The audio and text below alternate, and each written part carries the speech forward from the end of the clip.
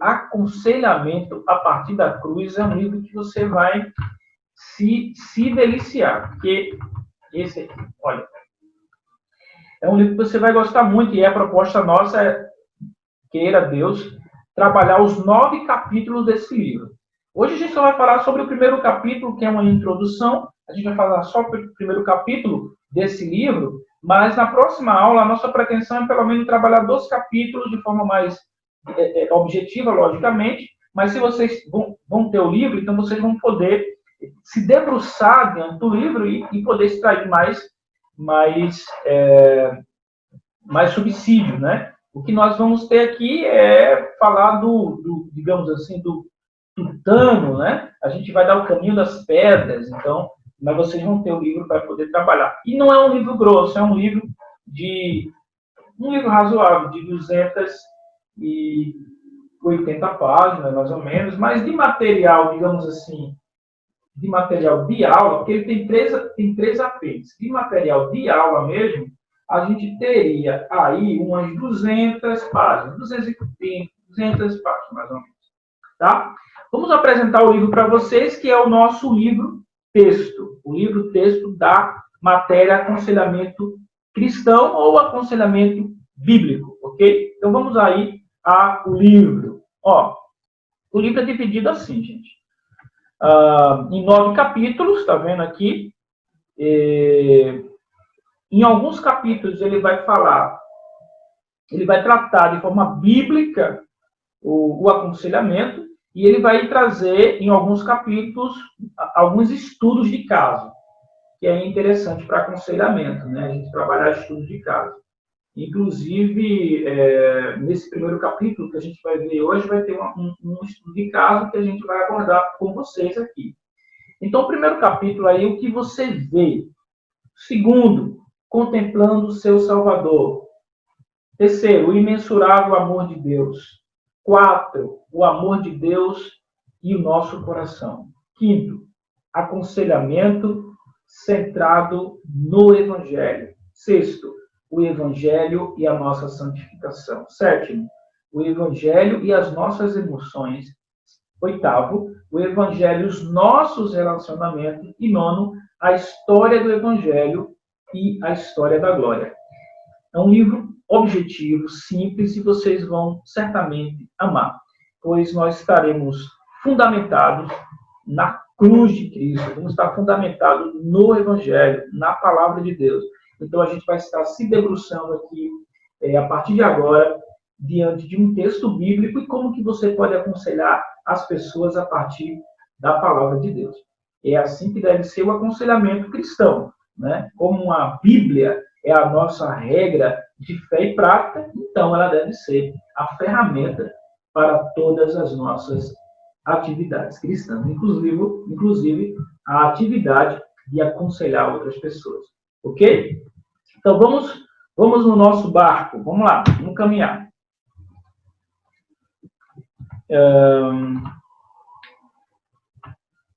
Bom, logo de introdução, a gente precisa fazer uma pergunta para que a gente caminhe antes de começarmos a estudar os capítulos desse livro. De a gente perceber como é que é um aconselhamento a partir da cruz.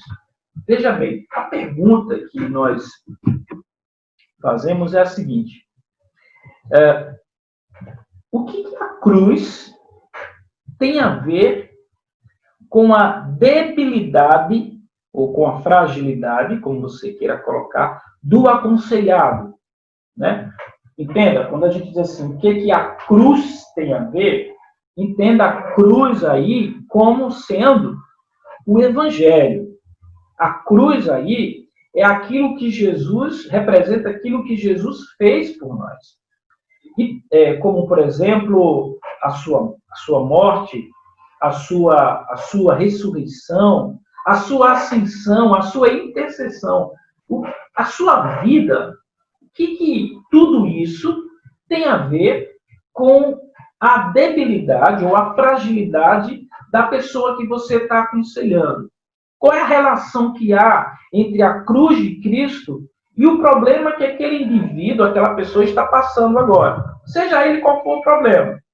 Então, há alguma relação entre a cruz, ou seja, entre o evangelho, com a debilidade do aconselhado? Essa é uma pergunta para a gente refletir, né? Então, a gente precisa pensar que deve ter, sim, uma relação entre o que Cristo fez, o que Cristo realizou, com a debilidade ou com a fragilidade de pessoas que estão passando por problemas, dificuldades na vida.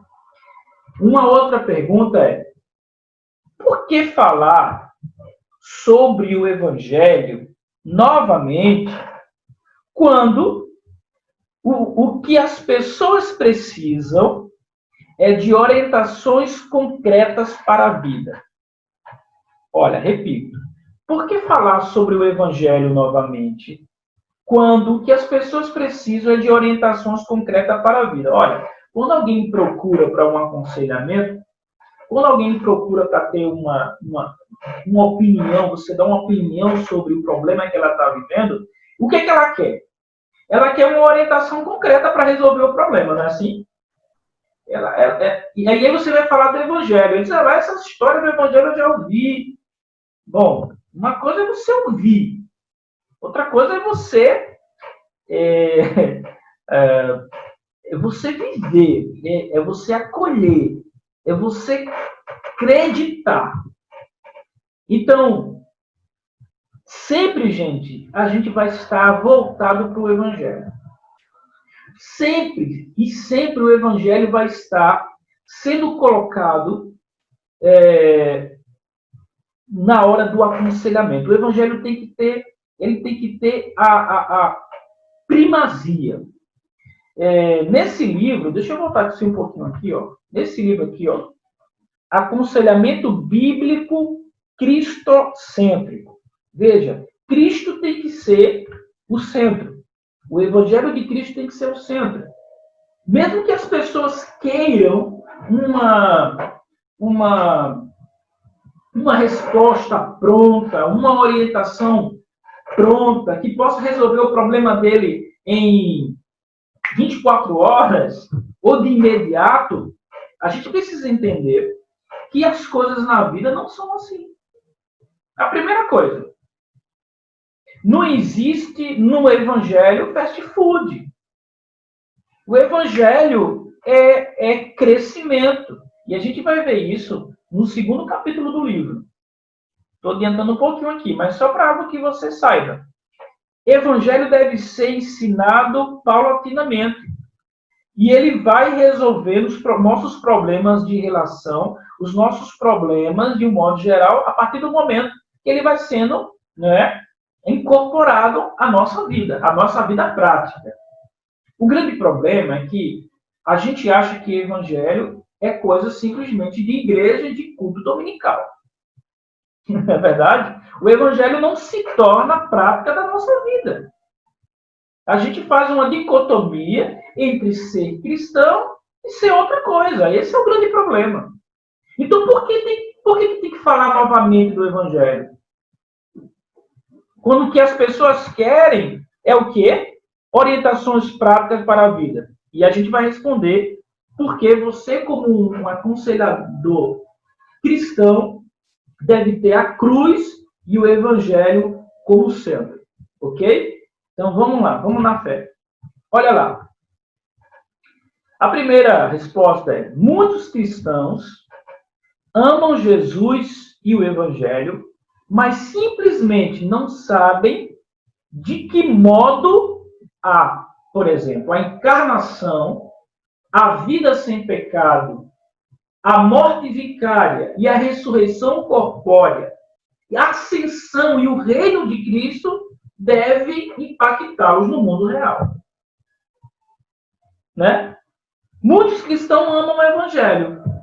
Muitos cristãos sabem que amam a Jesus e o evangelho. Mas o que elas não sabem? Elas não sabem como aplicar o evangelho. Veja que o que é o evangelho aí que o autor coloca? O evangelho é encarnação de Jesus, a vida sem pecado, a morte vicária, a ressurreição corpórea, a ascensão de Jesus ao céu, o reino que ele implanta, todas essas verdades do Evangelho devem impactar as pessoas no mundo real.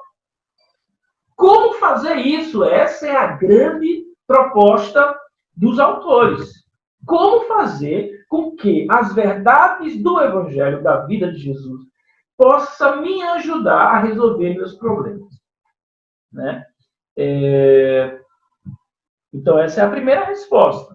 Segundo, nós nos concentramos em verdades do Evangelho com o propósito de ajudar cristãos envolvidos em ministério de socorro que desejam saber como a Bíblia, em particular o Evangelho de Jesus Cristo, pode ajudar as pessoas que sofrem. Terceiro, reafirmar a verdade do Evangelho. Veja, reafirmar a verdade do Evangelho, reafirmar tudo aquilo que o Evangelho ensina é vital para irmãos e irmãs que se identificam como conselheiros bíblicos. Se você é um conselheiro bíblico, se você parte da ideia que você é um conselheiro bíblico, então a verdade do Evangelho deve estar sempre sendo reafirmada. E que já estão convencidos da suficiência, olha o detalhe, gente, estão convencidos da suficiência das Escrituras para resolver problemas da vida. Isto é, o Evangelho é suficiente para resolver qualquer que for o problema da vida humana. Não é? Bom, se a psicologia, que hoje a gente vê uma gama muito grande de psicólogos, de ajudas de psicólogos, fosse a única ferramenta, ou a ferramenta indispensável para ajudar pessoas com problema, me diga como que Deus socorria as pessoas que sofriam lá atrás. Se não havia psicologia, não havia psicólogo. Inclusive, a psicologia não estou negando a importância, é muito importante. Como eu disse, se você é pastor e psicólogo, você tem muita coisa boa para poder ajudar as pessoas. Mas o que eu quero dizer é que a psicologia, eu vejo a psicologia também como um meio de graça de Deus, porque Deus deu inteligência ao homem para estudar seu comportamento e tentar ali resolver algumas situações, né? Mas o que eu quero dizer é que o Senhor já tratava por meio da palavra, desde o Antigo Testamento, de pessoas que tinham problemas de comportamento e de relacionamento com o quê? Com a palavra. Então, a palavra é suficiente. Agora, a pergunta é, você está convencido que as Escrituras é suficiente para resolver os problemas da vida? Essa é uma pergunta.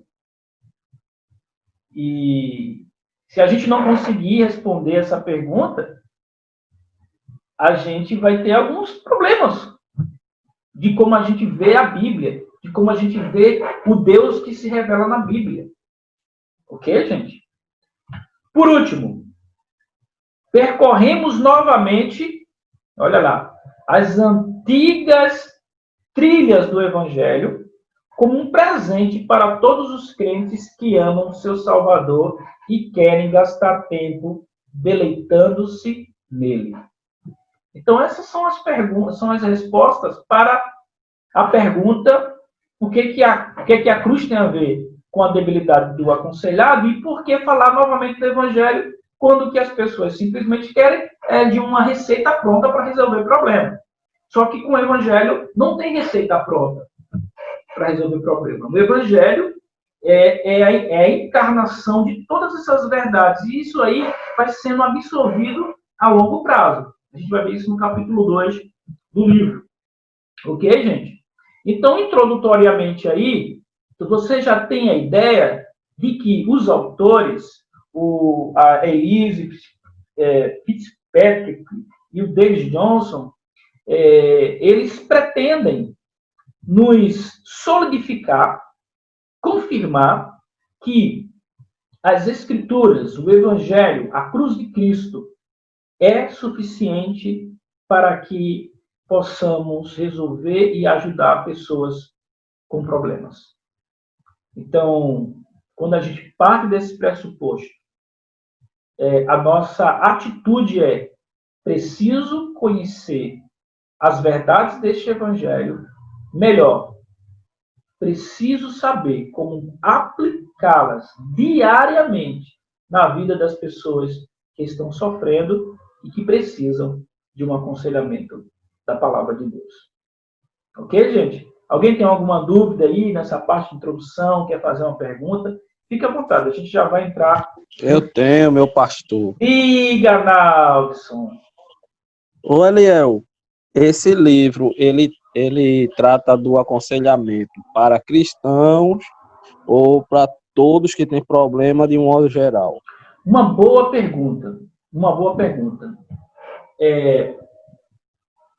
O aconselhador é cristão. Sim. O aconselhado, ele pode ser cristão ou não. Se o aconselhado não for cristão, o livro vai partir para uma proposta evangelística, no sentido de apresentar as verdades do Evangelho e apresentar Jesus como Salvador. E para quem é cristão, reafirmar e relembrar essas pessoas sobre a verdade do Evangelho que eles abraçaram um dia e que agora eles estão, diante da dificuldade da vida, colocando ou relegando essas verdades a segundo plano. Então, o livro em si, ele tem a proposta, e aí é uma opinião pessoal minha, a proposta primária do livro é de aconselhamento cristão, ou seja, aconselhando a cristão, né? Mas eu posso olhar, e aí vai dar uma atitude do estudante, do leitor, para o livro e aproveitar as verdades aqui esboçadas para apresentar o Evangelho. Você entende? Então, ele não deixa de ser um livro para cristãos, como também para pessoas que não sejam cristãs. Porém, como você vai aconselhar uma pessoa que não seja cristã, com base no Evangelho, se ela não aceita o Evangelho como verdade? Não é? Então, a primeira atitude nossa para aconselhar essa pessoa é apresentar o Evangelho para elas. Elas precisam abrir seu coração para Cristo. Elas estão com problemas, elas estão com situações difíceis. Cristo é a solução. E a partir desse momento, as verdades vão sendo colocadas na vida dela de forma paulatina. Aí vai, por isso que aquele autor que eu falei é o John MacArthur, no livro. Conheço bem ele. Pronto, Introdução ao Aconselhamento Bíblico, ele vai dizer que essa matéria de aconselhamento deveria já estar ali no discipulado. E tendo discipulado, é porque a gente, quando pensa em discipulado, a gente pensa simplesmente naquelas pessoas que são neófitas na fé. Mas, no contexto americano, o discipulado, ele abraça também pessoas que não são evangélicas, pessoas que querem aprender sobre Deus. É como se fosse uma EBD, uma escola dominical. E aí abrange essa questão também. Então, é importante o aconselhamento em todas as esferas, tá certo? Então, não sei se eu respondi a sua pergunta, mas isso vai depender de como você vai abordar a temática do livro. Ok? Respondeu. Beleza, meu irmão. Beleza, então, Eliel, então esse aconselhamento para o cristão, ele anda de forma paralela, muito junto com a ética cristã, não é isso? Com a ética cristã, mas, olha, mais do que ética, ele anda com a verdade daquilo que Cristo fez por nós. É mais ou menos assim. Por que eu não posso me afundar nesse problema que eu estou falando, que eu estou vivendo? Por que eu não posso me afundar? Por que eu não posso largar tudo e abandonar tudo? Né? Porque quando a gente está passando por um problema, a gente pensa logo nisso, né? Não dá para mim mais e tal, né? Quando a gente está em crise. A proposta é, não faça isso. Olha o que Cristo fez por você. Por isso, o tema do livro é aconselhamento a partir da cruz. A partir daquilo que Cristo fez por você. Gente, a afirmação ou a reafirmação dessa verdade, ela pode mudar totalmente a nossa perspectiva de ver a vida, de caminhar. E a gente vai entrar agora num ponto que você vai entender melhor o que eu tô esboçando. Vamos lá, continuando. Ok, alguém tem mais alguma pergunta? E vamos caminhar. Olha lá. Eu queria que vocês abrissem aí Efésios capítulo 5, versículo 1. Vou pegar minha Bíblia aqui. Pegue sua Bíblia.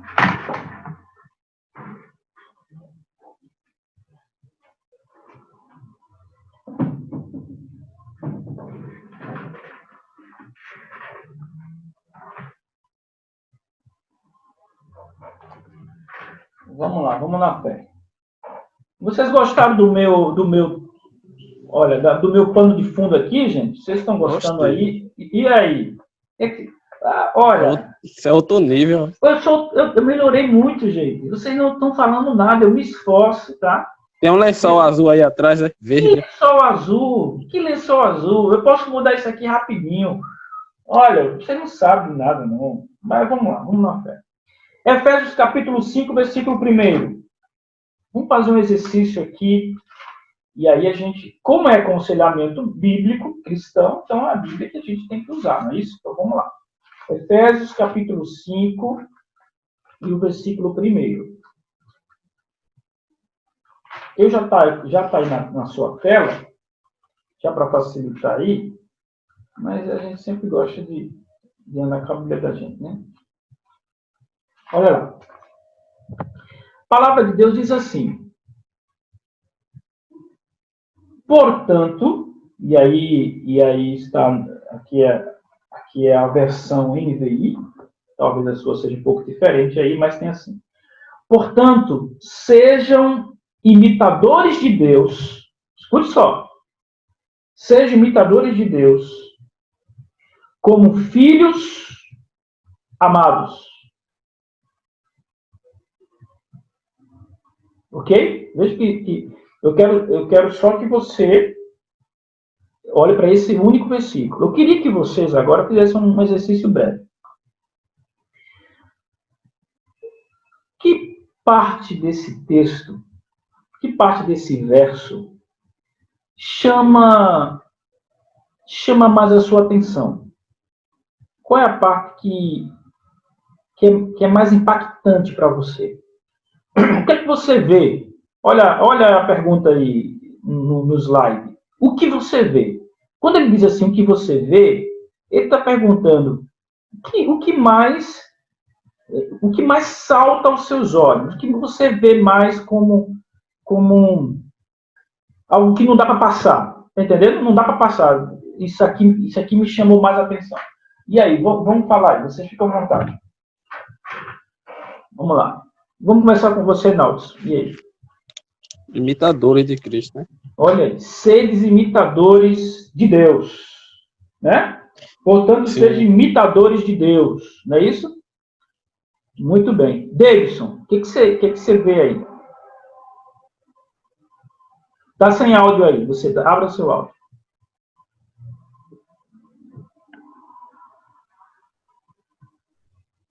Está abrindo não, né? Agora. É imitador de Deus, né? Imitadores de Deus, certo. Imitador de Deus. Deixa eu ver mais aqui. Everaldo.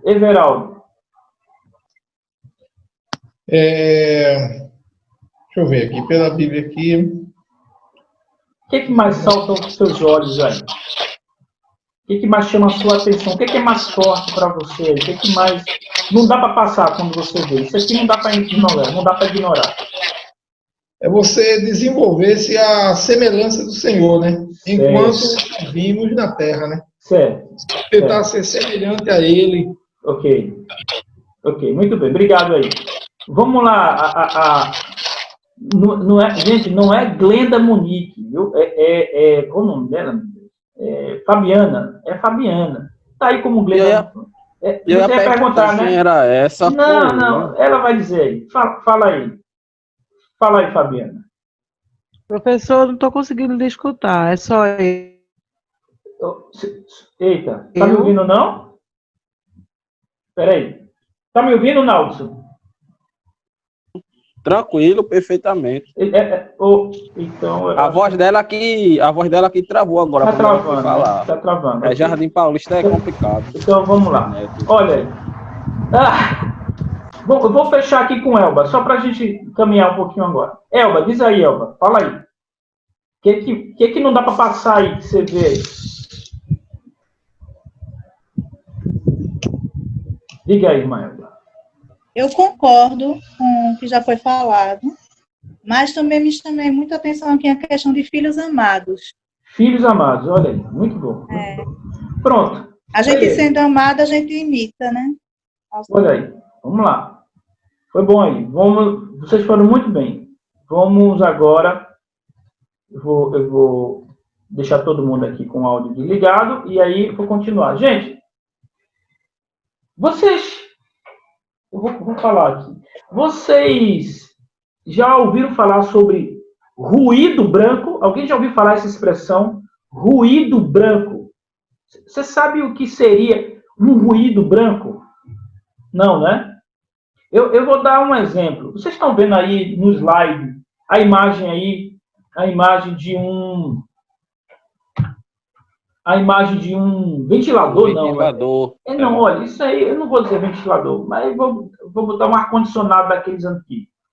Sim. Exemplo, o barulho de um ar-condicionado, quando a gente liga, vai dormir, e aí liga o ar-condicionado, ou o ventilador, pode ser, ele faz uma zoada, faz um barulho, certo?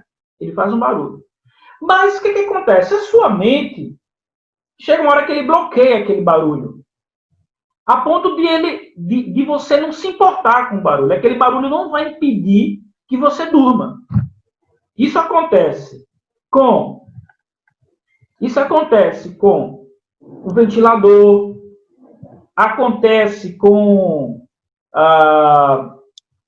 o ar-condicionado, acontece, sabe com o quê? Que alguém aqui mora em apartamento ou perto de rodovia, e que passa carro e você escuta não, lá. Perto da pista. E passa carro lá e você escuta. Não, você escuta o carro passando, não? No seu quarto? Escuta. Olha aí. Às vezes. Muito bem. Isso é chamar. E aí depois. Mas tem hora que você nem liga, passa.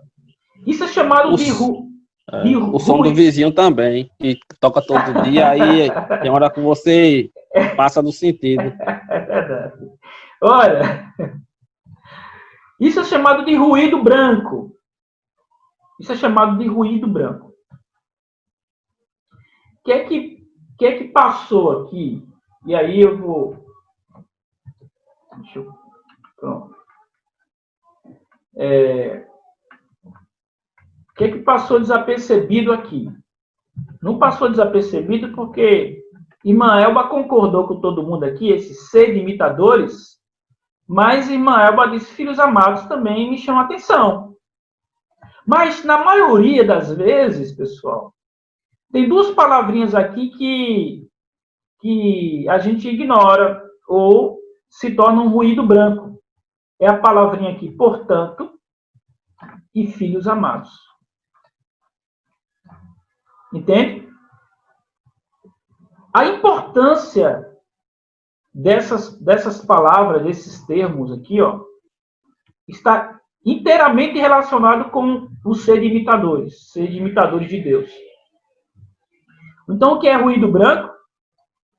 às vezes, a familiaridade com certos conceitos bíblicos pode fazer com que eles o quê? Conceito bíblico, pareçam insignificantes. E acho que, sem querer,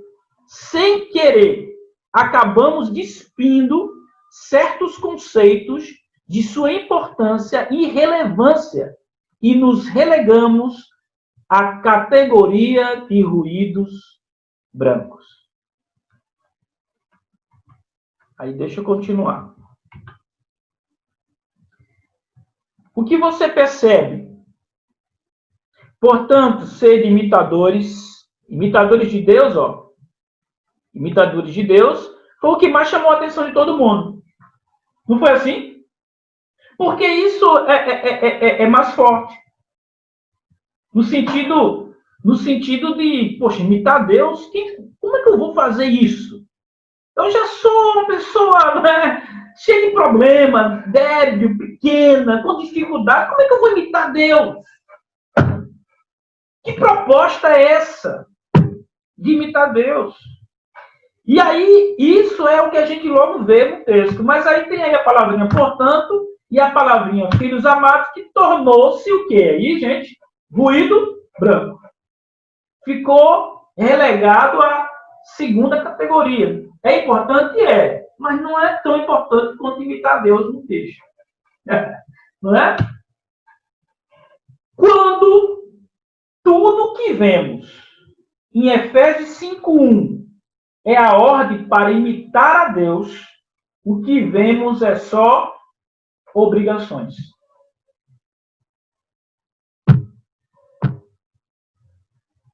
Imitar a Deus, como eu poderia fazer isso? Já sou um fracasso total. Então, quando a gente só vê esse texto, essa frasezinha aí,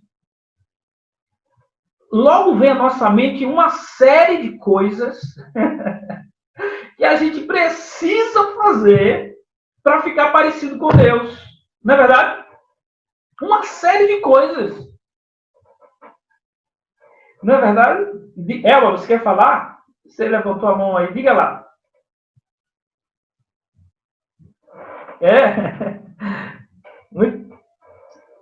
Deixa eu abrir seu áudio, então, aqui. Peraí. Consegui. Pronto, diga lá.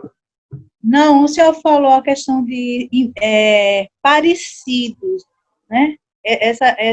Foi isso que me chamou a atenção, né? Sim, Esse sim. imitador, a gente vai tentar ser parecidos. Isso. Mas a gente nunca vai chegar, né, a ser igual. Isso. Né? Aí, Isso. por isso que eu não tenho imitadores de Deus. Entendi. Mas filhos amados. Filhos amados chamou mais sua atenção. Mas veja, mas é natural, gente. É natural que a gente olhe para esse texto em vez de sair. Só que há um problema. Quando você relega filhos amados, é claro que se eu pedir para vocês fazerem um exegese do texto, uma interpretação do texto, vocês iam levar em consideração tudo. Isso aí foi apenas um exercício para que a gente perceba que, mesmo sem querer, de forma natural, a gente termina relegando algumas partes do texto de uma importância extrema. Então, veja bem, quando tudo que vemos em Efésios 5:1 é a ordem para imitar a Deus, o que vemos é só obrigações. E aí a gente se torna moralista. A gente se torna uma pessoa cheia de regras, cheia de obrigações. E qual é o problema? A gente vai se frustrar. Então, alguém poderia pegar esse texto e dizer assim: meus irmãos, eu quero falar aqui de 5 coisas que a gente precisa fazer para imitar a Deus. E aí ele ia fugir do contexto totalmente, aí, logicamente, ia fugir do contexto. Veja bem,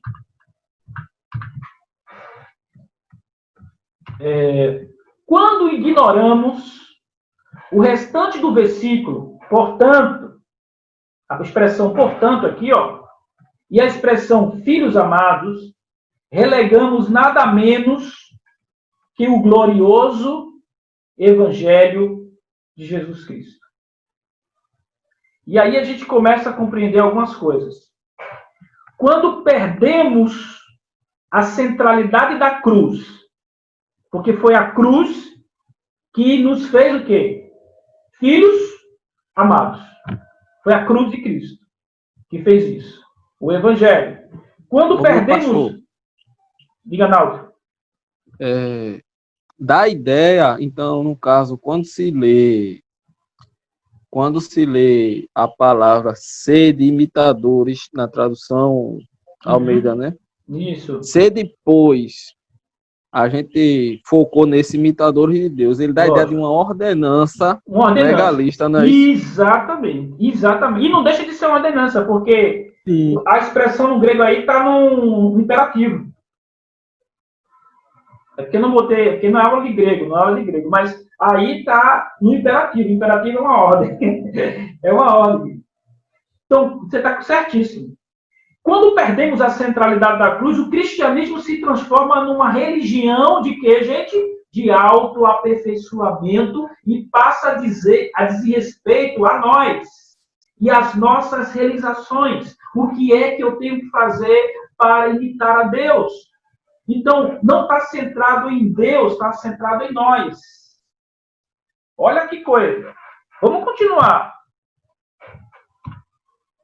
Portanto, sede imitadores de Deus como filhos amados, nós nos transformamos em pessoas, escute isso aqui, que perguntam o QJF. Que pergunta é essa? O QJF, está aí, ó. É o que Jesus faria. Então, a gente fica se perguntando que a gente precisa fazer o que Jesus fez, faria. E é interessante notar que, logicamente que essa pergunta é importante, mas ela não deve ser central. Porque a pergunta principal do Evangelho é o que Jesus fez. Primeiro, a gente precisa receber a resposta do que Jesus fez para que a gente possa ter a condição de perguntar o que Jesus faria. E aí a gente imitar. Tem um detalhe aqui. Para ilustrar como é prejudicial empurrar as declarações do Evangelho para as margens da nossa consciência, vejamos o que diz a expressão de Efésios 5:1, portanto, filhos amados. O que quer dizer filhos amados? Olha lá. Antes disso, gente, se você está com a Bíblia aberta, continua com a Bíblia aberta, a gente vai entender melhor o versículo 1 do capítulo 5, quando você for no capítulo 4, versículo 32. Abra aí. 4:32. Que diz assim, Paulo exortando, né, a igreja de Éfeso, Paulo diz: sede bondosos e compassivos uns com os outros, perdoando-vos mutuamente. Agora, olha aí, olha a chave. Como Deus em Cristo vos perdoou. Aí ele entra no versículo 1 do capítulo 5. Portanto, sede imitadores de Deus. Então, Paulo está pedindo para a igreja de Éfeso imitar algo específico e não tudo. Mas quando a gente interpreta ou a gente olha isoladamente para o texto, a gente vai surgir várias coisas na nossa cabeça e a gente termina moralizando o texto e tornando o cristianismo uma religião de autoaperfeiçoamento. A palavra vai estar centrada em nós, não no que Deus fez, ou o que Cristo fez por nós. Então, veja, Paulo diz assim: como Deus em Cristo vos perdoou, portanto, sede imitadores de Deus. Então, o que é que a gente tem que imitar de Deus? Agora, à luz do contexto. Perdoar. É isso.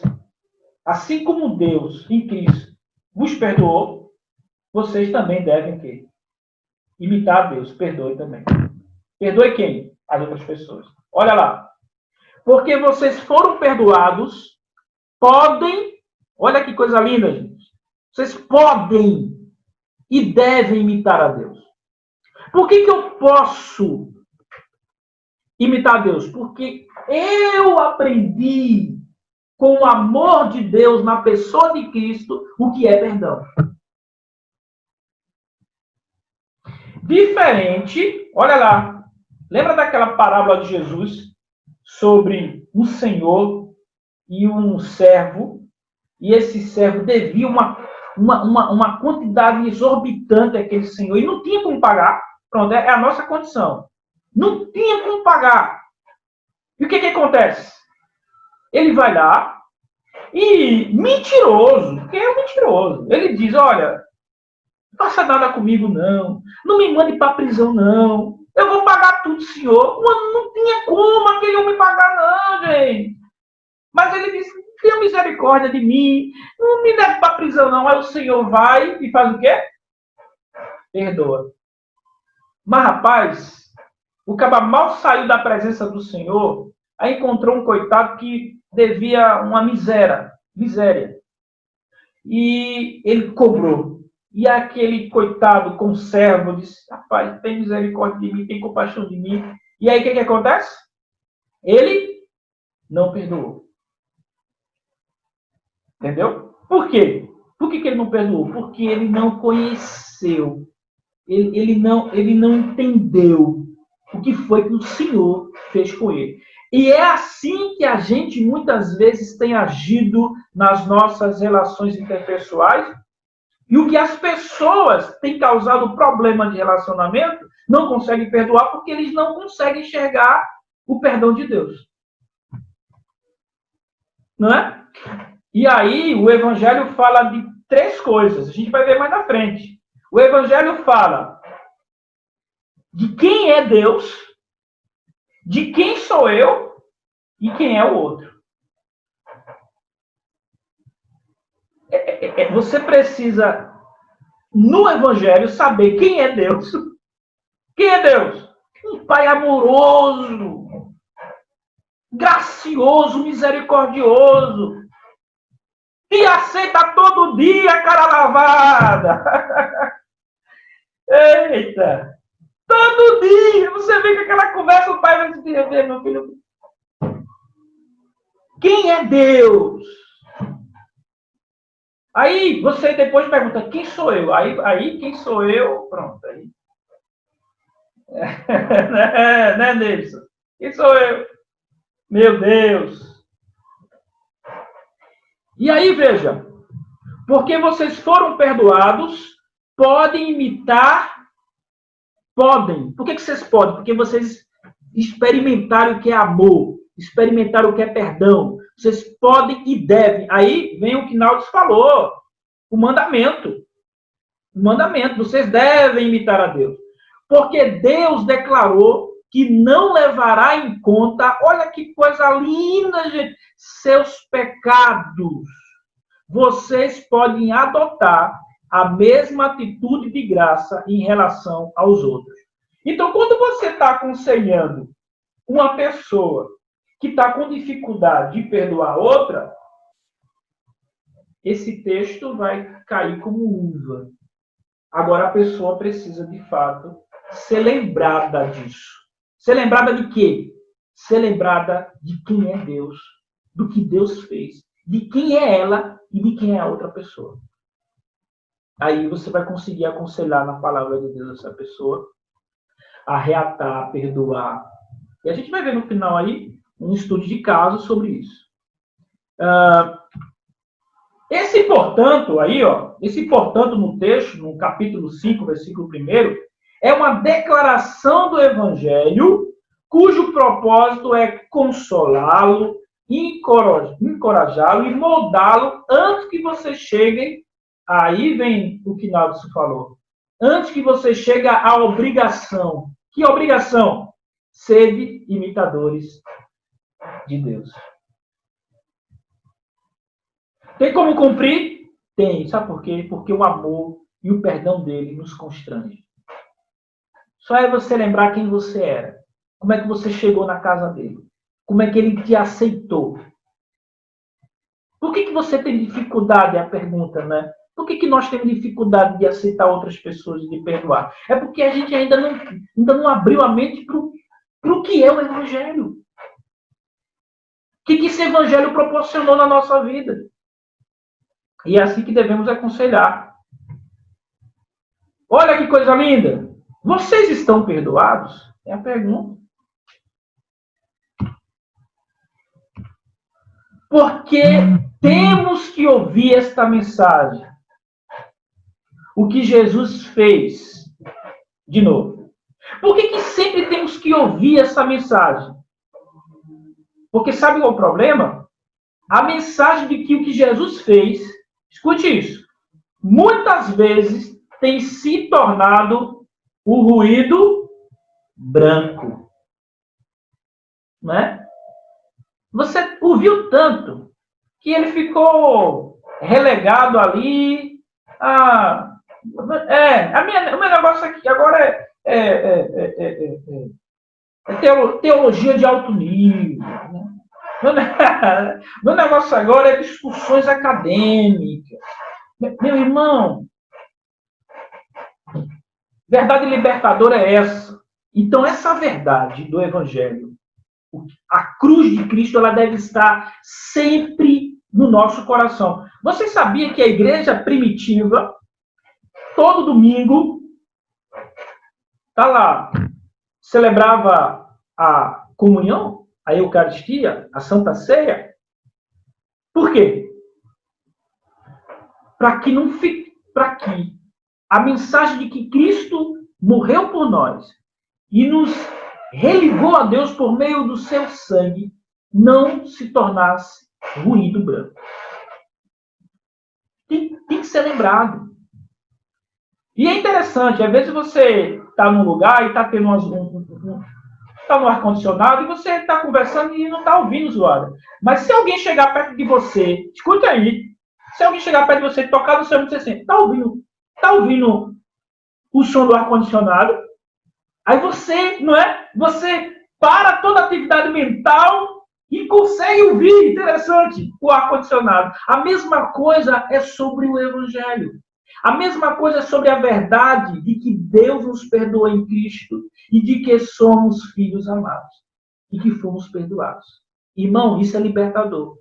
Hoje eu estava aconselhando, inclusive, uma pessoa lá no trabalho, ansiosa, preocupada, não sei de quê. Aí eu disse, meu irmão, o seu maior problema,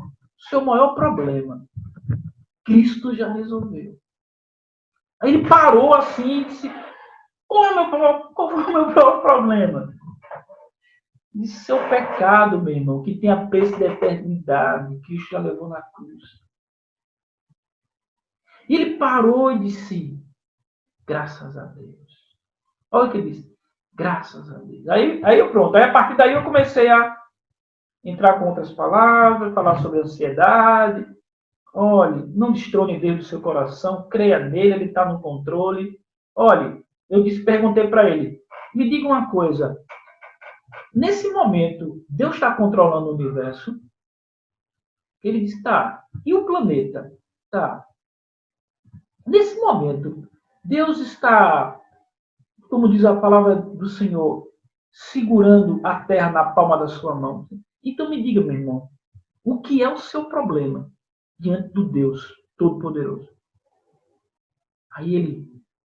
Eita glória! Por que você está querendo resolver?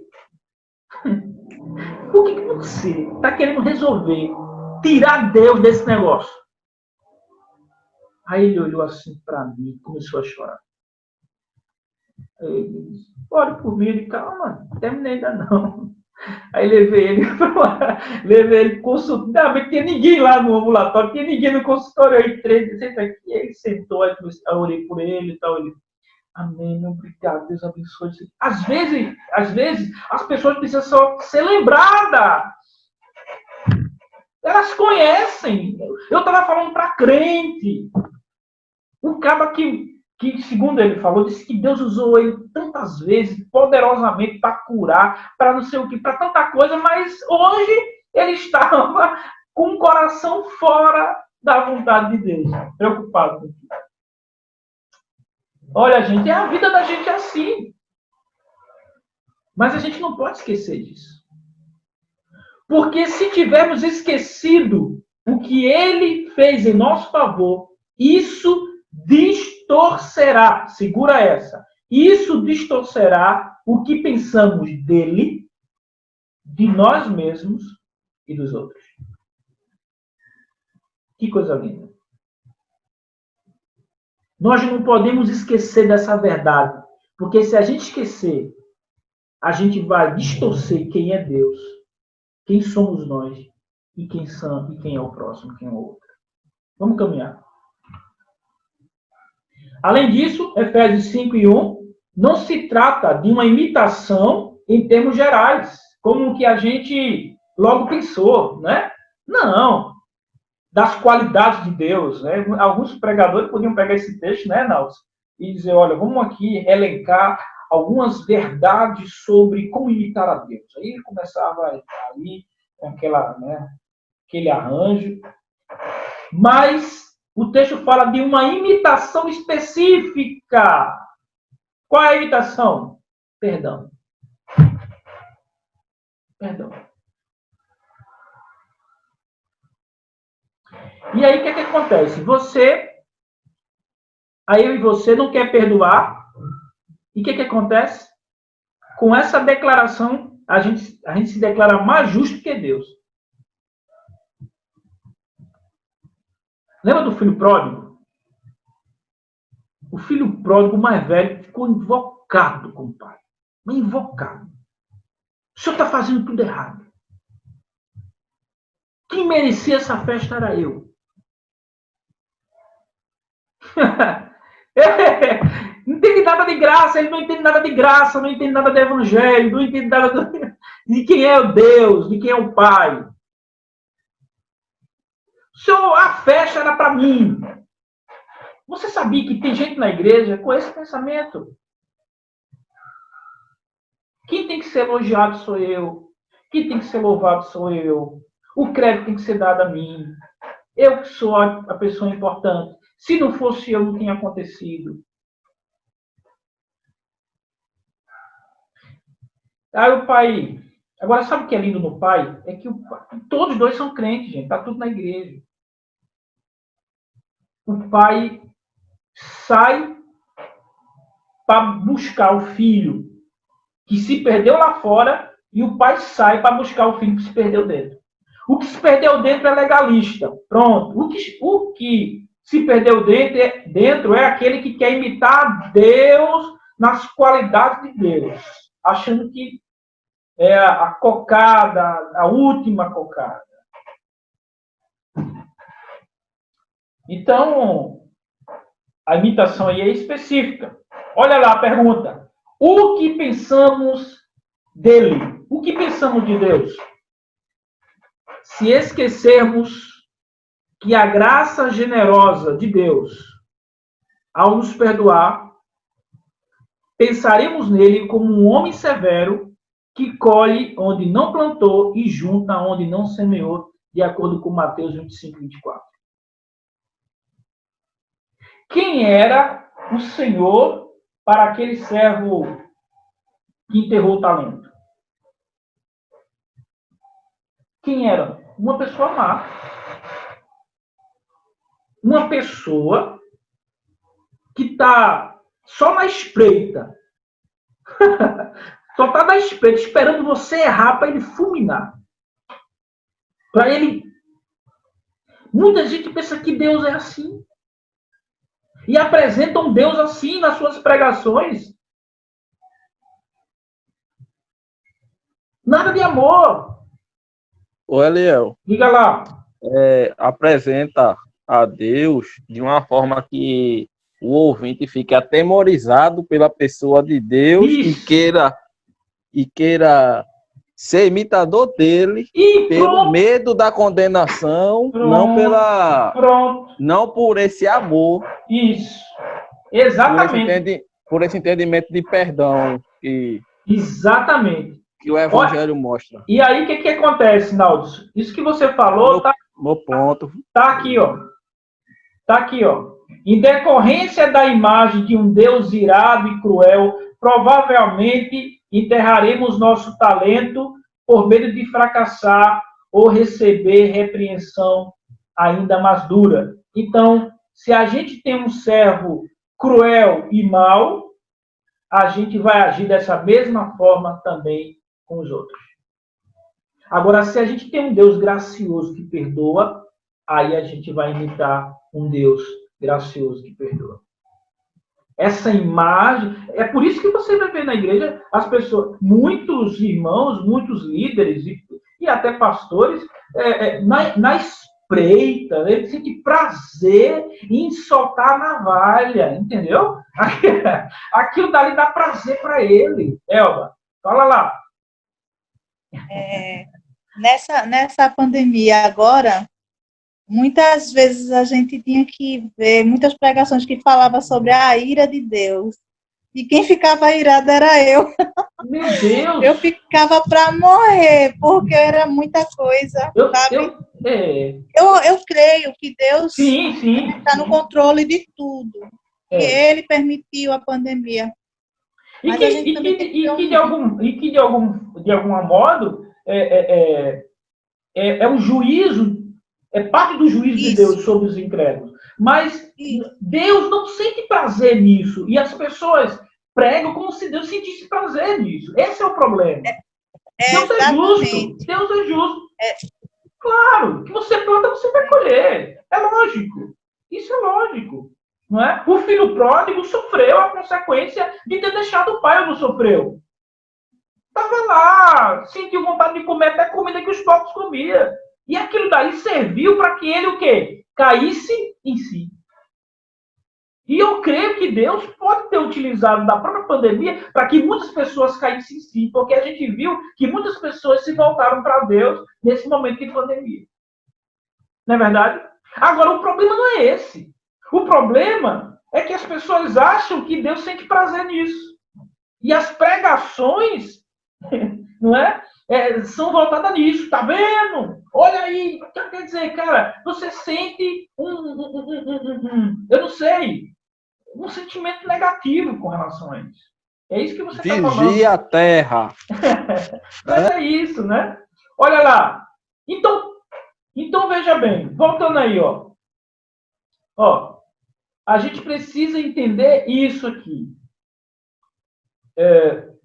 Se esquecermos o que ele fez em nosso favor, isso vai distorcer, volto a dizer, o que pensamos dele. E o que pensamos de nós. Vamos ver agora o que pensamos de nós mesmos? Ali, ó. Se esquecemos que fomos perdoados por Deus por causa do sacrifício do seu filho, vamos nos ver como escravos tentando ganhar o favor e compensar os erros do passado e não como filhos perdoados. A mentalidade que nós vamos ter de nós mesmos é uma mentalidade de quê? De escravo. Se a gente esquecer do que Deus fez por meio de Jesus Cristo em nós, a gente vai ter mentalidade de escravo. Se a gente esquecer de quem Deus é, a gente vai ter mentalidade de escravo. O filho pródigo, voltando, o filho pródigo tem mentalidade de escravo, gente. O filho que ficou também tem mentalidade de escravo. Porque o filho pródigo diz assim, ó, pai, olha, eu pequei contra o céu, contra o Senhor, não sou digno de ser chamado teu filho. Eu quero ser escravo. Me bota como escravo. Me aceita como escravo. Ele se humilhou, logicamente. Mas veja a mentalidade. Mas ele era filho. Aí o que acontece? O autor aqui, eu queria chamar a atenção de vocês para o que ele bota aqui, ó. Ele bota assim. Nós teremos medo de tentar obedecer, porque sabemos, o que Naldo estava falando, que com certeza não vamos conseguir. Se Deus é como o faraó, ele não se comoverá com os nossos esforços hesitantes para obedecer. teremos medo de perseverar, porque sabemos que já de saída não temos chance. Então, por que nos darmos ao trabalho de tentar? Não teremos aquele amor por ele, o que poderia motivar e alimentar a nossa tentativa de obediência. Nós nos tornaremos servos, preguiçosos e incrédulos, como diz lá em Mateus. Não é? Como diz lá em Mateus. Veja, o medo, o que é que fez com que aquele servo infiel enterrasse o talento? O que é que fez? O medo. A imagem que ele tinha do seu Senhor. Porque ele não viu o seu Senhor como alguém bondoso, gracioso. E aí ele se torna o quê? Um preguiçoso. Ele disse, não vai adiantar, eu não vou. Se eu não conseguir, não, então é melhor. E essa é a mentalidade. Mas, quando nós olhamos para o nosso Senhor e vemos nele um Deus amoroso, gracioso, misericordioso, esse amor e essa graça vai ser uma força motriz para que eu trabalhe para ele.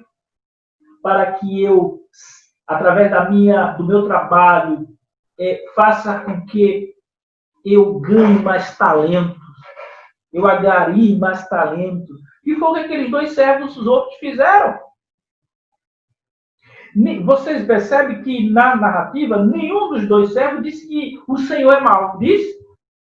O único que diz que o Senhor é mau é aquele que enterra.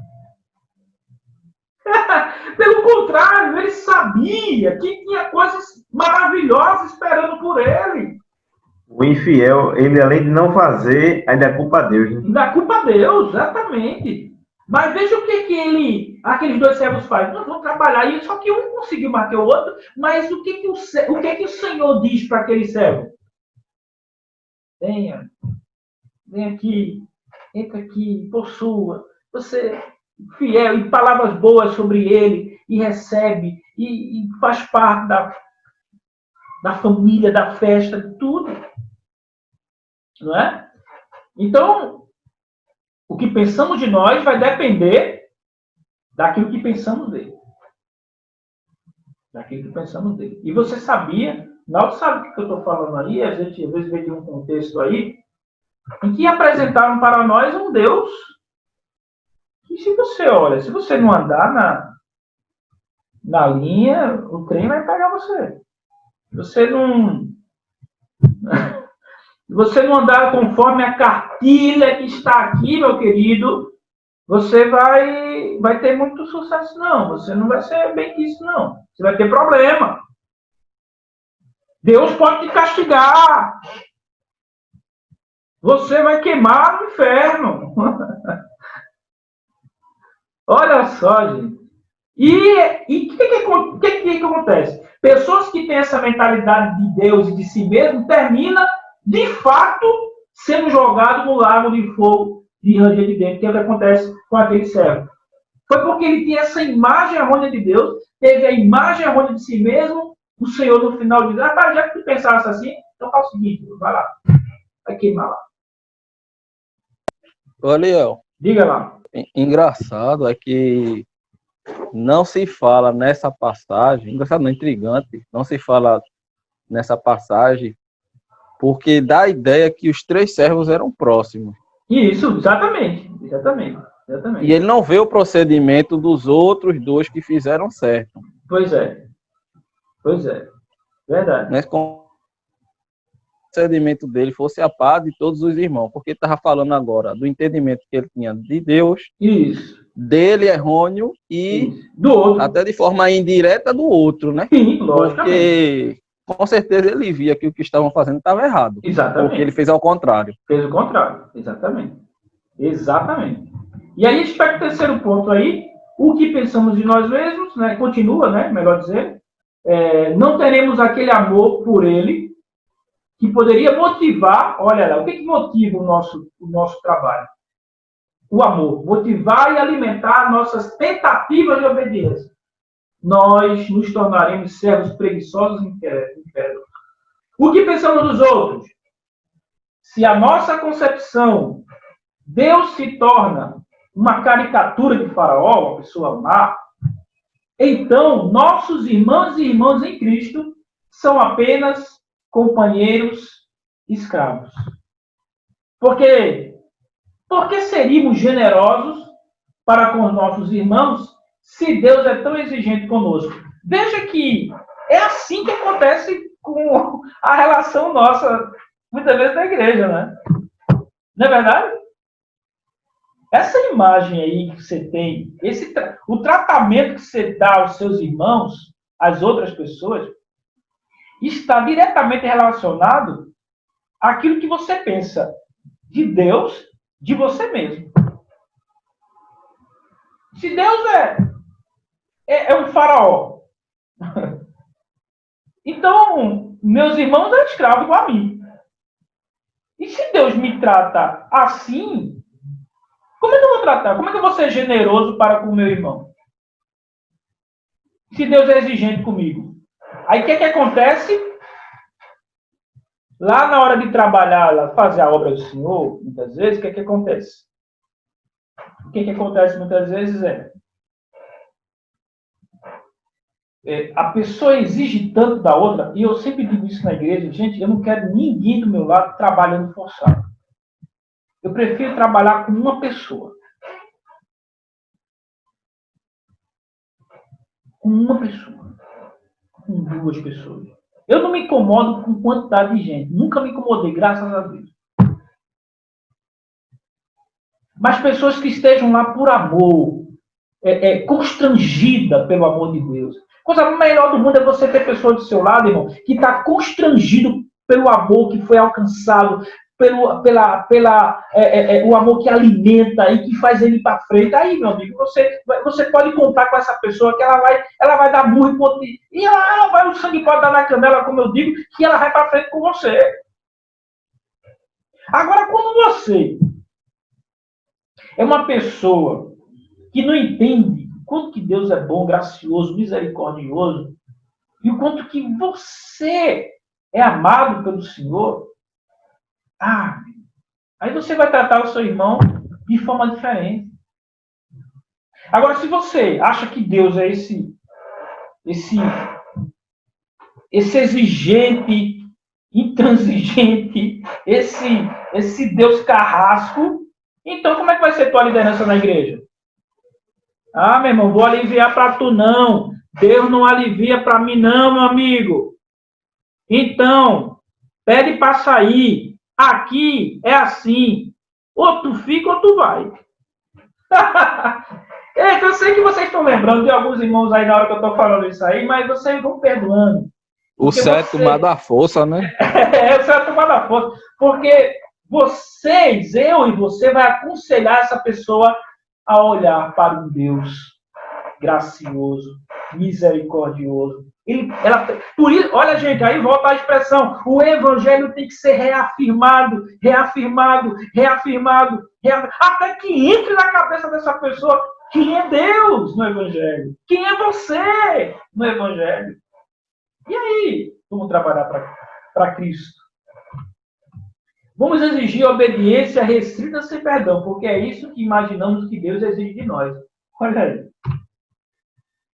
Por último, a expressão... Olha, a irmã Elba, fiquei muito feliz quando a irmã Elba disse assim, olha que irmã Elba, mulher, não é nada, isso já é uma pessoa que olha as coisas e vê as coisas além do alcance. Ela tem a terceira visão. Então, ela já viu ali, olha, eu concordo com vocês, mas eu quero destacar um outro ponto aqui. É um dom. Filhos amados, coisa linda. Olha lá, vocês são amados. Depois de lembrar da misericórdia e perdão de Deus, Paulo escreve que devemos imitar a Deus como filhos amados. Meu irmão. Se você se sente filho amado, Então, sua vida é uma vida que vai manifestar esse amor de Deus. Você vai ser uma fonte de graça e de misericórdia. As pessoas vão desejar se aproximar de você. Porque sabe que você está ali para abraçá-la, para acolher. Olha que coisa linda. Filhos amados agem diferente, escuta isso aí, de hóspedes ou crianças acolhidas temporariamente. Deixa eu abrir um link aqui. Você sabe, aqui no Brasil não tem muito isso não, mas nos Estados Unidos, quando uma criança fica órfã, nem sempre ela vai para o orfanato. Às vezes, do orfanato ou de uma outra situação, ela pode estar em uma casa que fique ali temporariamente até alguém adotar ou ter um outro destino. E aí o autor diz assim: filhos amados agem diferente de hóspedes ou de crianças acolhidas temporariamente. Crianças acolhidas temporariamente é diferente de filho. Eles não podem correr porque eles sabem que não pode fazer nada de errado, senão vai perder aquela boquinha, vai perder aquela caminha quente, aquele jantarzinho. Deixa eu usar aqui a expressão bem popular que vocês conhecem. Vocês são de casa, eu vou usar mesmo. Olha lá. Se eles tirarem onda, eu vou mandar eles embora. Olha, eu quero que você hospede alguém na sua casa e comece a perturbar você aí na sua casa. O que você vai dizer para ele? Ó, é o seguinte, eu gosto muito de você, mas não vai para casa, vai para outro lugar. Ó, aqui na minha casa eu não quero perturbação, não. Só que filhos amados agem diferente de hóspedes ou de crianças acolhidas. Eles não podem correr e pular no colo do pai, beijar o seu rosto e pedir presente. Eu e você, como filhos amados, podemos fazer isso. Temos a intimidade com Deus. Temos o Espírito que clama, Abba Pai, Paizinho, Papai, Pai querido. Isso é que nós somos, querido. Isso foi o que Cristo, por meio da cruz, conseguiu para nós. Então, esse aconselhamento aí pode servir para alguém que foi abandonado pelo pai, um órfão, alguém que está se sentindo desamparado. Essa verdade do Evangelho acolhe o coração de, olha. E aí, fala de filho por adoção. E a gente já estudou isso há alguns dias atrás, em outras aulas, que o termo adoção no Antigo Testamento e também no Novo Testamento é muito caro à cultura judaica. Porque a adoção é algo planejado, é algo muito querido, é algo que é programado. Ninguém adota de supetão, de acidente. Adoção não é acidente, meu irmão. Adoção é planejamento. E Deus planejou adotar a mim e a você na família dele por meio de Jesus Cristo. Como nós somos amados, queridos. Como somos amados. Essa verdade deve permear meu coração e deve permear o coração daquela pessoa que você está aconselhando, que está se sentindo desamparada, que está se sentindo sozinha, que foi traída, que não tem ninguém, está desapontado. Você precisa dizer essa verdade. Olha, pode falar com seu Pai, Jesus, pode falar com Deus, qualquer hora. Ele está prestes a lhe ouvir. Ore, busque a Deus, e aí você vai aconselhando. A disposição de Deus em relação a nós é inteiramente diferente porque somos amados. Essa é a mesma palavra que o Pai se referiu a ele como amado ou seu amado. Quando Deus diz assim, esse é o meu filho amado, a expressão amado ali é a mesma usada lá em Efésios 5:1. Deus nos ama da mesma maneira que amou seu filho. Que coisa linda. Por meio da adoção, todos os tesouros, escute isso aí, por meio da adoção, todos os tesouros da graça e das bênçãos do relacionamento com Ele são nosso agora. Pertence a mim e a você. Você pode se apoderar. Amém? O Filho foi feito semelhante a nós e nós, olha lá a progressão, estamos sendo semelhante a Ele. Por fim, como essas verdades podem se tornar ruídos brancos? Como que essas verdades que a gente acabou de ver de Efésios 5 e outros textos podem se tornar ruídos brancos? Como que, a pergunta que o autor coloca aí, João 13,16, o texto talvez mais conhecido da Bíblia, um dos mais conhecidos da Bíblia, João 13,16, e entendia, quando um pastor vai lá, assumir o púlpito para pregar, meus irmãos, paz do Senhor, Deus abençoe vocês. Abra aí em João capítulo 3, versículo 16. Você fala, meu Deus, não. João 13,16, ele entendia. Olha, quando ingenuamente empurramos o evangelho para a periferia da nossa fé, porque nunca fomos realmente ensinados como ele deve se conectar com a nossa vida prática. Então, todas as vezes que a gente ouvir falar sobre o amor de Deus, o amor de Cristo, o que Cristo fez, a gente deve se dedicar, meus irmãos, dedicar os nossos ouvidos e o nosso coração e pedir, Senhor, fala mais uma vez ao meu coração sobre esse teu grande amor. Fala, Senhor, profundamente ao meu coração. Senhor, aumenta o meu amor. Essa é a verdade que deve ser entendida. A questão é como colocar isso em prática na vida diária. Não é? Estamos convencidos da nossa capacidade de viver uma vida moral. Olha, a gente está todo dia muito mais preocupado em querer ser aceito por Deus do que pensar que já somos aceitos. Entende? A gente está sempre colocando do lado da gente, ao nosso redor, coisas que a gente possa se apegar. Sabe? A gente quer sempre um lugar para... Não, aqui eu tenho domínio, aqui eu tenho controle. Temos medo de perder o controle.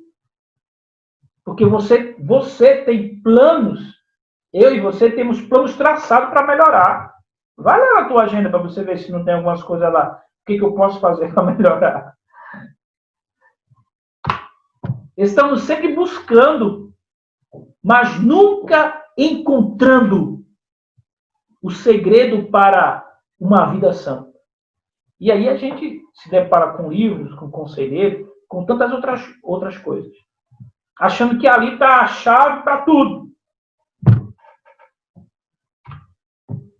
E agora a gente vai aplicar a Escritura à vida. Vamos para o estudo de caso e estamos chegando ao final da nossa aula. Vamos encerrar com o estudo de caso. Ok? Qual é o estudo de caso? É o seguinte. Há uma senhora por nome, uma mãe por nome de Madeline. É uma mãe muito parecida com aquela que você tem lá na sua igreja lá, Davidson, Elba. Uma mãe esforçada, uma mãe dedicada, uma mãe que tem 5 filhos, que ela ensina no caminho do Senhor. Ela tem a preocupação de levar para a escola dominical e de ensinar e tudo vai bem, tudo vai maravilhosamente bem. Ela faz tudo certinho. Ora antes de dormir com os filhos, sempre fez isso, sempre ensinou, sempre teve a preocupação de fazer tudo correto e guarda no seu coração provérbios que diz, ensina o teu filho no caminho que ele deve andar, porque quando ele for maior ele não vai se esquecer, Mas de repente, olha o que acontece. ela tem uma filha de 17 anos, chamada Hannah, e vive uma vida dupla, Hannah. Olha, Hannah, menina crente da igreja. De repente, com um jovem da igreja, que morava na mesma rua, ela começa a ter uns encontros e o que acontece? Ela engravida, olha aí a barriguinha dela aí, ó. Ela engravida. Olha a bronca. O que vai acontecer com Madeline? Olha o que vai acontecer. Ela vai ficar arrasada. Ela vai ficar triste. Ela vai se sentir traída.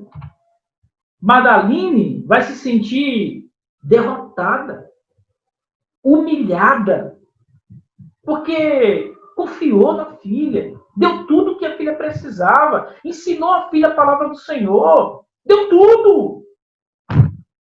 Mas se sente humilhada, se sente desconsiderada por Hannah. E como é que ela olha para Deus? Ela olha para Deus assim, ó. Senhor, o Senhor não cumpriu o que diz provérbio. Fiz tudo certo. Como é que Hannah agora entra nessa situação? Eu estou com vergonha, eu não quero sair dessa cama. Eu não tenho coragem de olhar para ela, eu não estou com raiva, eu estou com ódio. Esse é um problema que acontece em muitas famílias das nossas igrejas. É possível que você já tenha presenciado algo parecido na sua comunidade. A pergunta é: o que fazer para ajudar essa família? O que fazer para aconselhar essa mãe que está se sentindo péssima? Ela não come, ela não se alimenta, ela está arrasada, gente. Ela está chegando até a depressão. O que Madeline precisa? Como você ajudaria a Madeline? Qual é a nossa tarefa agora como conselheiro? Essa é a parte prática. A gente trabalhou lá a teoria, agora vamos para a prática. Vamos lá? Alguém quer falar? Vamos lá. Quem fala tá aqui. Vai lá, não. Vai na fé. Eliel. Diga. Olha, é a Sandra que tá falando? Sandra Paz? Sandra Paz. Eu vou sair. Eu tava com problema na internet, tava entrando e saindo, mas consegui graças que a internet melhorasse. Amém. Esse problema é difícil, mas eu acho que eu aplicaria o texto quando Elias foi para a caverna. Sim. E ficou lá também com os problemas dele, apesar de ser um homem de Deus e fazer muitas coisas, mas ele ficou com depressão e também pediu a morte. Eu acho que eu aplicaria esse texto, tentaria, né? Certo. Aplicar esse texto. Certo. Ok, alguém mais quer falar, gente? Vai lá, Naldo. Aí que a irmã Sandra tem autoridade, né? Vê só. Tem a situação do perdão, né? Ainda que instruído, com silêncio. Ele caiu? Eu acho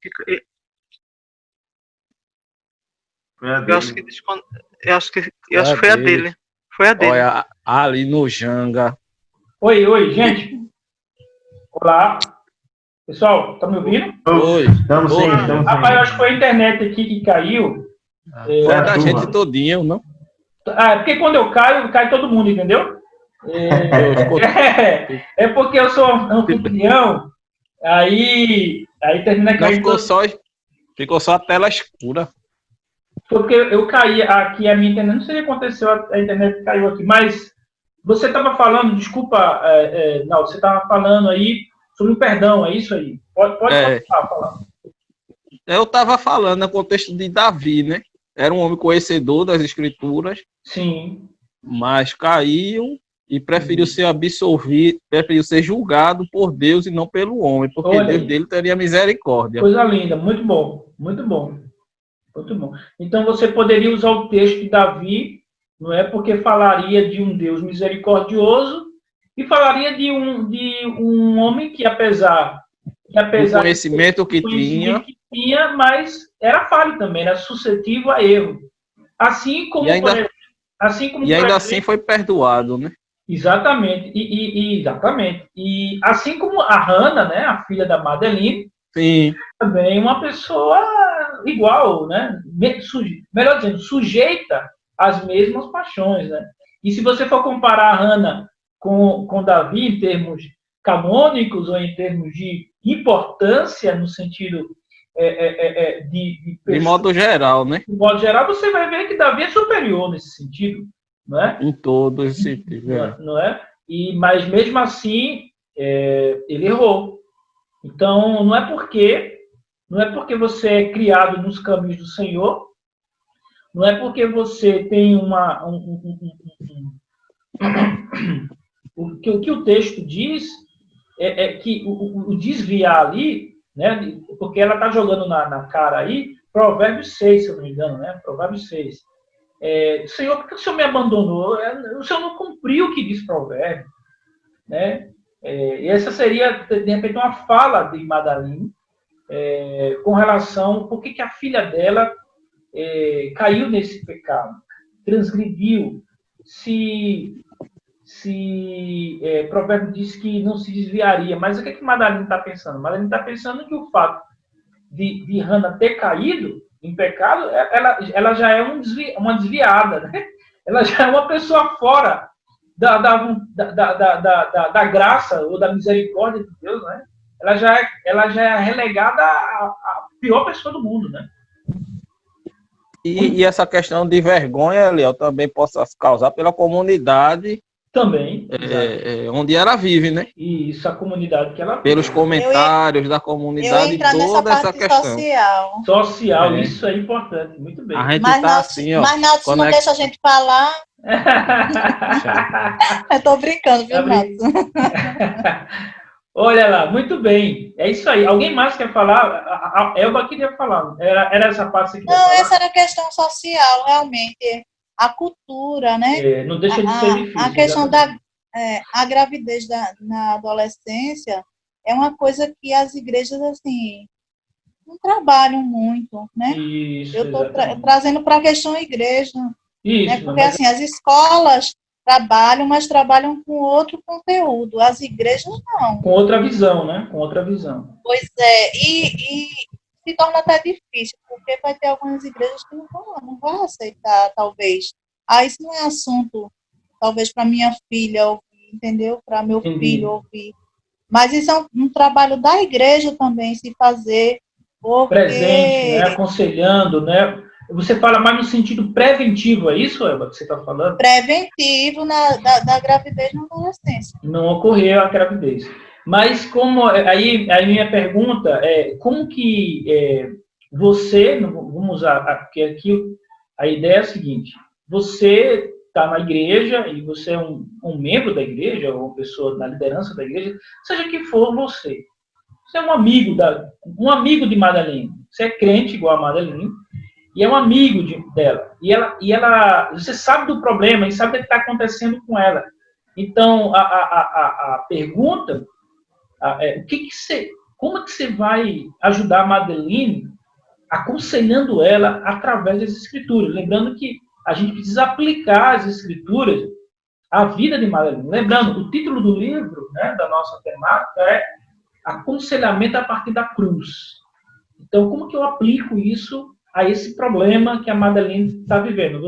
A gente já falou de toda a circunstância que envolve o problema. Então, é um problema social, né? É um problema de vergonha, não é um problema de projeto, né? Certamente Madeline projetava algo melhor para sua filha, em termos dela ter um casamento lá na frente. Né? Gente, então não se trata apenas de Hannah, se trata de Madeline, né? Ou seja, ela está se sentindo traída, humilhada. Muitos dos sonhos dela, do projeto dela, foram por água abaixo agora com essa gravidez de Hannah, né? Então, veja que o problema não é a gente precisa dimensionar, o problema é grande. Leandro, diga lá. Até pela situação dela ser mãe, a ideia que se dá é que é mãe solteira, né? Mãe solteira de 5 filhos. Pela história só relatar a mãe e os filhos. O medo que se tem... Você pode colocar o pai, você pode colocar o pai. Mas acontece, que se tem... colocar um agravante, como você botou. Colocar um agravante, não dizer que seja uma mãe solteira, aí piorou. O medo que se tem da filha passar pela mesma situação que ela passa, no caso de ser mãe solteira. Isso. É muita coisa em jogo, questão financeira também. É muito problema. Isso, exatamente. Se o outro lado for um adolescente... não tiver condições de assumir, tem muita coisa envolvida aí. E realmente, se não for o amor de Deus derramado no coração dessa mãe... Agora a gente vai tratar de Madeleine. A gente precisa fazer com que ela se levante dessa cama aí. A gente precisa fazer, não é a gente precisa fazer. A gente precisa ser um instrumento de Deus para que Madeleine saia dessa cama, saia desse enclausulamento, desse choro, dessa amargura, dessa raiva, dessa tristeza que está aprisionando ela e está matando ela. Então, como a gente vai ajudar a Madeleine aí? Naldson falou de um texto, a Sandra falou de um texto. Eu pergunto, com base naquilo que a gente já viu hoje, como que a gente pode ajudar Madeleine? Então, vamos dar continuidade aqui. Eu creio que mostrando a cruz, realmente, que o sangue de Cristo, ele limpa todo o pecado, a gente tem que apontar para a cruz, né? Foi o que a gente viu hoje. Ela precisa ser lembrada do Evangelho que fala. O que é que o Evangelho fala, gente? A respeito da natureza de Deus. Sim. Deus conhece, lembra, Naldo? A fragilidade humana, assim como Davi era frágil, Hannah também e Deus sacrificou-se por meio de Cristo para redimir Hannah, para limpar Hannah, para perdoar Hannah. Ô, Eliel. Diga lá. E como foi dito na aula, né, com base no que foi dito na aula, está em jogo a visão que Madeleine tem de Deus. Isso. Para poder lidar com... Exatamente, gente. Exatamente. Porque, quer ou não, o líder, ele é um representante de Deus. O pai de família é um representante de Deus no seu lar. O pastor é representante de Deus na igreja. Então, a visão que ele tem de Deus para conosco, ele vai ter com os próximos. Foi basicamente o que teve na aula hoje. Exatamente. Olha lá. A respeito dela, o que o Evangelho fala a respeito de Madeleine? Que Madeleine recebeu a justiça de Deus, ou seja, o perdão dos pecados por meio do sacrifício de Cristo, quando ela, eu não acrescentei aí, mas quando ela era indigna, quando ela não merecia, não é? Olha, lembra daquela história que a gente contou lá atrás sobre aquela pessoa que foi perdoada pelo Senhor, aquele servo que foi perdoado pelo seu Senhor e que agora estava cobrando do outro? Ou seja, olha, nós somos perdoados por Deus por meio de Cristo. Portanto, o que a gente deve fazer? Imitar a Deus. Em que sentido? Perdoando. Então, Madeleine precisa compreender o que o Evangelho fala dela. O Evangelho fala que ela também era pecadora, que ela não era merecedora da graça de Deus, nem do perdão de Deus, e Deus, por meio do seu Filho, sacrificando na cruz, entregando Cristo, perdoou e recebeu Madeleine. Ela precisa se sentir... Professor, diga lá, meu irmão. O senhor tinha falado no início da aula justamente nós nos sentirmos constrangidos com o amor de Deus. Isso, né? Isso mesmo. E se a mãe, ela, nesse momento, ela perdoa a sua filha, ela restaura essa comunhão, consequentemente a filha vai se sentir constrangida com aquele amor. Exatamente. Parecido com o que o pai fez com o filho pródigo. Quando ele volta, como você colocou, ele se colocou como escravo, porque ele via uma situação irremediável ali. O pai dele faz o quê? Isso. Mandar uma festa, bota o anel, devolve a dignidade. A partir do momento que a mãe perdoa ela, vai devolver a dignidade. Filha dela. Aí eu pergunto a você, como é que esse filho pródigo agora vai se relacionar com o pai e com os outros? De uma forma amorosa, porque ele recebeu tanto amor, tanto de uma perdão, forma amorosa. Não é? Ele recebeu tanta coisa, que ele não tem outra coisa para dar a não ser amor, a não ser graça, recomeço, não é? Olha outra coisa interessante que Madalene precisa ser lembrada no Evangelho. Ela precisa saber a respeito de Hannah. Hannah aí é o outro, né? O próximo. Pela cruz, ela encontrará consolo para ela e para sua filha. Só não existe Calvário, gente. Há também, está errado aqui, mas depois a gente conserta, há também um túmulo vazio. O que isso quer dizer? Não existe apenas choro, tristeza, né? Porque o Calvário relembra isso, né? Um momento de tristeza, de choro, de lamento, mas há um túmulo vazio. O que é o túmulo vazio? É o momento da alegria, que Cristo ressuscitou, não é? E aí, ela precisa ser lembrada que ela é o quê, gente? Uma filha, por último, ela é uma filha amada. Olha, mesmo que a estrada pareça aterrorizante e sombria, ela pode ter certeza, Madalene pode ter certeza, de que por causa da ascensão de Cristo, eu vou chamar a sua atenção para isso aqui, por causa da ascensão de Cristo, essa prova não é a única coisa que Madalene vai experimentar. Ela vai conhecer luz, a alegria, o consolo e o descanso e o amor eterno de Deus.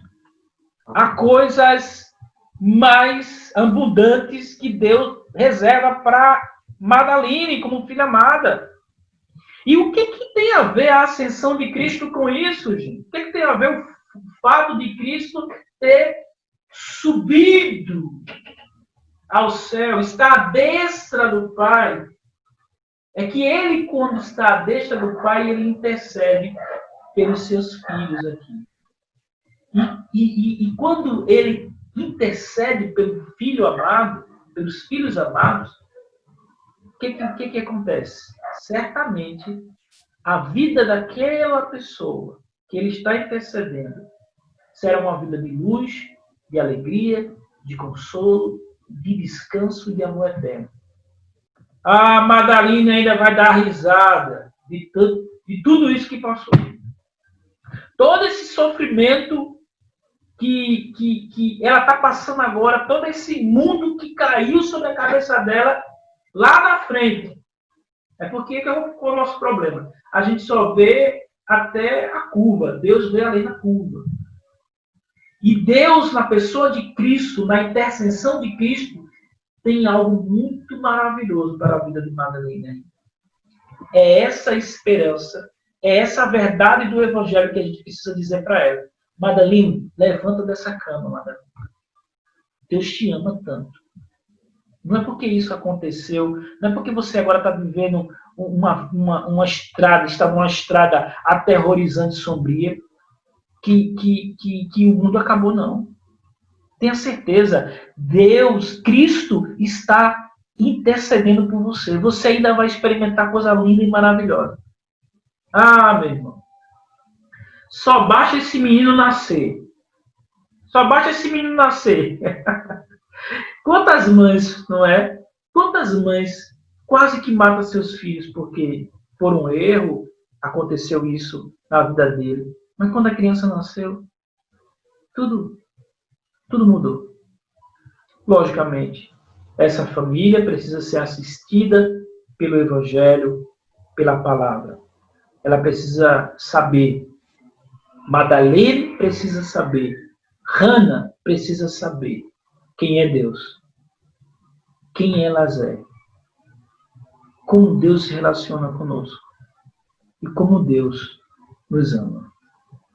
E aí a gente finaliza. No final, olha o final aqui. Olha, como ela, olha aqui, ó, gente.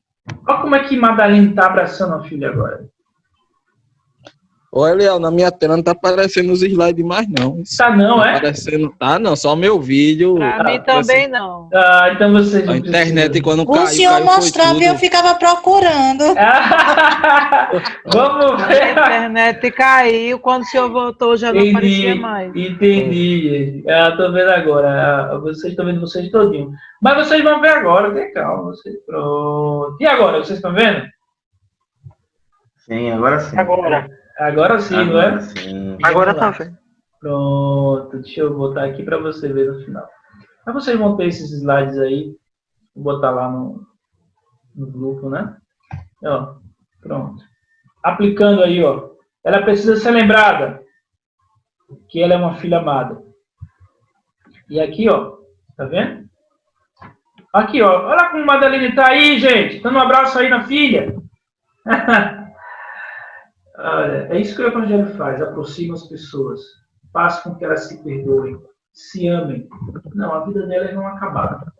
A vida dela ainda tem coisa, Deus ainda tem coisa maravilhosa. Deus tem coisa ainda abundante para os seus filhos amados. Essa é a verdade do Evangelho que a gente deve consolar o nosso coração e das pessoas que vão se aproximar de você. Viu? Vão se aproximar de você pessoas nesse mesmo desespero, semelhante. Mas lembre a elas que Deus é bom, é amoroso, é um Pai gracioso e que fomos perdoados por Ele e a gente precisa imitar a Deus nesse sentido. Gente, muito obrigado. Deus abençoe a vida de vocês. Espero que vocês tenham gostado do início da nossa aula. Na próxima aula a gente vai estar falando sobre o 2º capítulo do livro aí. E eu pretendo falar sobre o 2º e o 3º capítulo, que a gente vai ser mais... Esse início foi mais detalhado, mas aí a gente vai ser mais objetivo. E aí a gente vai falar do 2º capítulo do livro, que é Contemplando o Salvador. Como contemplar o Salvador pode me ajudar a aconselhar pessoas que estão passando por problemas. E também o 3º capítulo, que é o imensurável amor de Deus. Esses são os 2 capítulos que a gente pretende, na próxima aula, trabalhar aqui com vocês, tá bom? Esse vídeo está sendo gravado, vai ser disponibilizado, vocês podem mais tarde também, quiser ver de novo, só é acessar, e os irmãos que não tiveram oportunidade de assistir a aula, vai poder também acessar lá. Deus em Cristo abençoe todos vocês. Amém. Muito obrigado. Amém. Vou tomar uma sopinha agora que está me esperando. Olha, Eliel. Diga lá. É rapidinho, uma pergunta e uma sugestão. Diga lá. Esse verde aí, de fundo, ficou ruim, foi? É da verdinha, é da minha verdinha, é? Não, você deixa, faz tempo que eu é semelhança, né? Olha, eu não... Olha, vou ficar calado para não ter problema. Não. Tem mais alguém na verdinha aqui? Tem mais alguém na verdinha? Não, só isso aí. Então eu vou soltar. Então eu vou soltar. Vou soltar, não está sendo gravado, vai dar problema mais na frente. Mas de lá, Arnaldo, qual é a sua sugestão? Em vez de botar esse fundo aí, já que pode mudar, bota você tá querendo sair obreiro. Você bota um púlpito cheio de obreiro aí atrás, que fica parecendo um culto na live.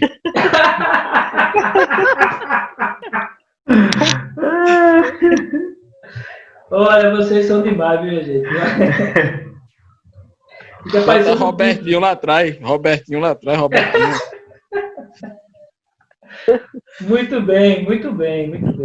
Olha, Deus abençoe. Vamos orar, vamos agradecer a Papai do Céu por esse momento que passamos aqui. Amém.